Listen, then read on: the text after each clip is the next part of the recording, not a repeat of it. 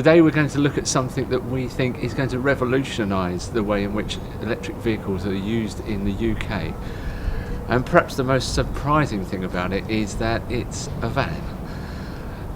A most unassuming van at that.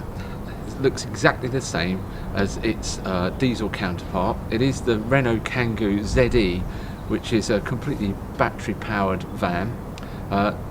Really the first mainstream manufacturer to bring one of these into the UK. You'd be hard pressed to find any differences apart from small badges on the outside and the lack of tailpipe. It has the same 650 kilogram payload, same dimensions, and looks very similar on the road to its diesel counterpart. The real revolution is in the price. This is the first time that we've seen an all battery powered vehicle compare favourably with its diesel counterpart. With lease costs of about £300 a month and a saving on fuel of about £100 a month, the net cost is broadly similar to that of an identical vehicle in terms of capacity and size. What's more, if you operate in London and pay congestion charge, then you'll make further savings on top of that. Of course, being an all battery vehicle, we have to face the fact that this has a limited range.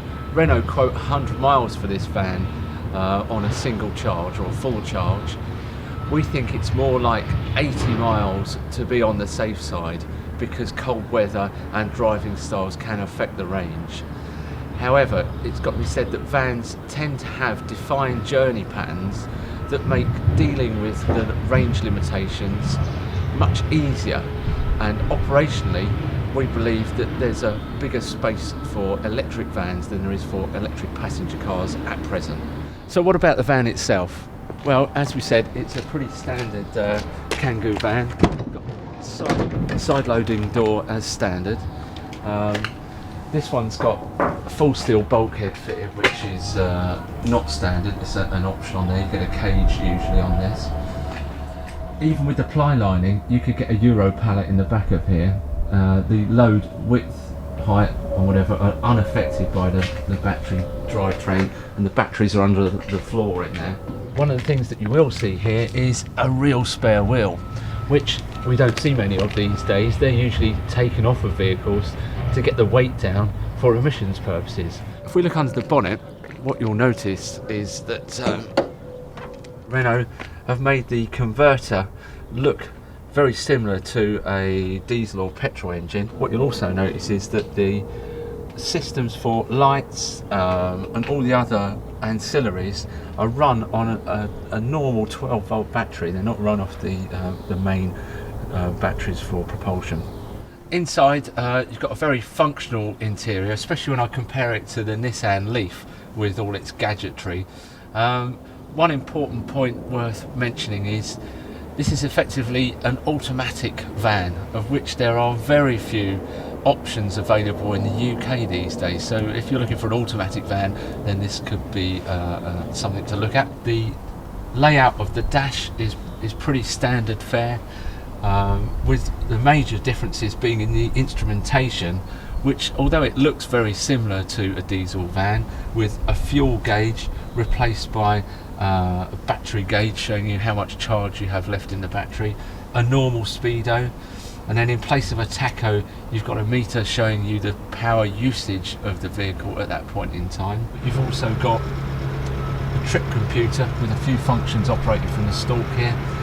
Most importantly, it'll tell you what the range left is at any particular moment, but it'll also tell you your average power consumption, etc. One important point that it took us a little while to find is there is an eco mode to the transmission, but the button is very cleverly hidden way down here. So driving the Kangoo ZE is pretty straightforward affair. You've got a regular key here, unlike the keyless item you get with the Nissan. Stick it in, turn it round, just like you used to, but you keep going. No engine noise, little beep, and a little green circle with go comes up on the dash to tell you that you're now running, as it were. The other main difference is, of course, automatic. So we just engage drive, and away we go, silently as usual with EVs. We've got used to this now. And probably the biggest challenge, I think, for Renault is keeping the squeaks down in the van, because it's so quiet that the engine noise, that you notice every little rustle from the fittings. The power is smooth, and if we take off the eco mode, you've got some fairly decent acceleration. Although I think for most operators you won't want to be using that whilst in normal operations. The power consumption goes up dramatically, and the range consequently will go down quite healthily, I would have thought. It's one of the great things about the ZE is the turning circle. I think we'll demonstrate here. I'll go around in a very tight space, and what we've also noticed is that the regeneration on the brakes presents some very hefty engine braking. I'm going to take my foot off. Now we're going downhill here from about 30 miles an hour, and we're almost going to stop, and I've not got my foot on the brake at all. Of course, one of the side benefits of this is going to be a reduction in brake pad wear, I imagine. I noticed that the service indicator on this particular one, that's not done many miles, but the next service due 23,000 miles. So probably going to wear out its tyres before a spanner's laid on it, so you need to be checking tyre depth. When it comes to stop-start deliveries, where you're turning, or effectively turning the engine on and off, in a diesel van, that can have quite a bad effect on the longevity and performance of the diesel engines, whereas with this electric vehicle, of course, it just stops and starts using the energy. That's it, no detrimental effect whatsoever. Charging the Kangoo ZE is fairly straightforward. You just need to plug the thing in, and the only thing is that from April the 1st, all electric vehicles come with standard leads that don't include the 3-pin plug. So you've got this connector here, which is called a Mennekes socket, and some of these pins talk to the car to make sure that it's ready to accept the charge. To use this type of socket, you do need a dedicated wall point at the other end. You can still get a 3-pin plug like this one, which has got the gizmo to talk to the car on the other end, but this will cost you £350 from Renault.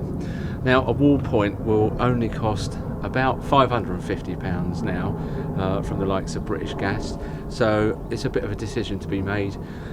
Charging with this one will take between 10 and 12 hours, and if you use the wall point, it's probably more like 7 to 10 hours. This van also comes in a longer maxi version, which has an extended load space, but interestingly also as a window van with rear seats, making it effectively a family car. So there you have it, the Renault Kangoo ZE all-electric van. If you're in business, you may have noticed that public authorities and larger corporates are increasingly looking for low carbon options in their supply chain, so this could make a good part of your business case. But even with that taken to one side, the costings now are starting to look comparable to your diesel vans that you may be operating, especially if you have duty cycles under 80 miles, and again, especially if you operate in London in the congestion charge zone, there are further cost savings to be made. So if these factors fall within your daily operational requirements, then this van definitely could be for you.